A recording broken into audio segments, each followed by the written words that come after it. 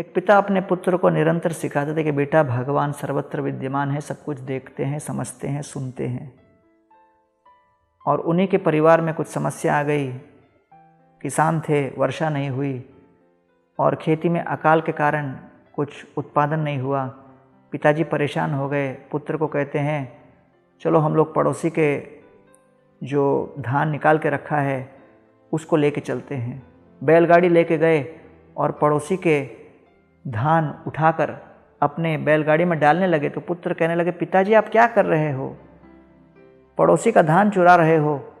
आपने हमेशा मुझे कहा भगवान सर्वत्र विद्यमान है, आप ऐसा कैसे कर रहे हो। बोले अरे कोई नहीं है देखने वाला, कोई नहीं है देखने वाला। अरे कोई नहीं देखने वाला, लेकिन आपने मुझे सिखाया कि भगवान सब कुछ देखते हैं, भगवान तो देख रहे हैं ना।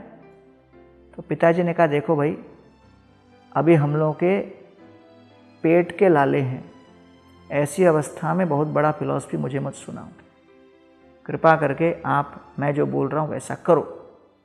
फिर पिता पुत्र मिलकर धान उठाकर उन्होंने अपने बैलगाड़ी में डाला। कुछ दूर गए, बैलगाड़ी अटक गई। बैलगाड़ी का चक्का वहाँ के कीचड़ में अटक गया, आगे नहीं बढ़ रहा था। बहुत प्रयास किए, निकला नहीं। कुछ समय में अचानक लोग उनको घेर लिए, हस्तगत किए, राजा के सामने लाए, दंडित किया। राजा ने उनको भारी जुर्माना भरने को कह दिया। जुर्माना भर के बेचारे पिता पुत्र दोनों आ रहे थे। रास्ते में कृष्ण का मंदिर था। पुत्र ने कहा पिताजी कृष्ण के मंदिर के सामने माथा टेकर क्षमा याचना तो कर लो।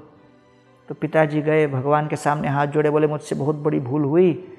मैं अपने पुत्र को जो सिखाता था कि आप सर्वत्र विद्यमान हैं, लेकिन बाद में परिस्थिति देखकर मैंने अपना फिलॉसफी बदल दिया, क्षमा करना प्रभु। घर लौटे, जैसे घर में आए अचानक आसमान में बादल आ गए और वर्षा होने लगी और उनका खेत फलने फूलने लगा और बड़े समृद्धशाली रूप से उन लोगों ने अपना जीवन बिताया। सर्वतः पाणिपादं तत् सर्वतोक्षि शिरोमुखम सर्वतः श्रुतिमल लोके सर्वम आवृत्त तिष्ठति।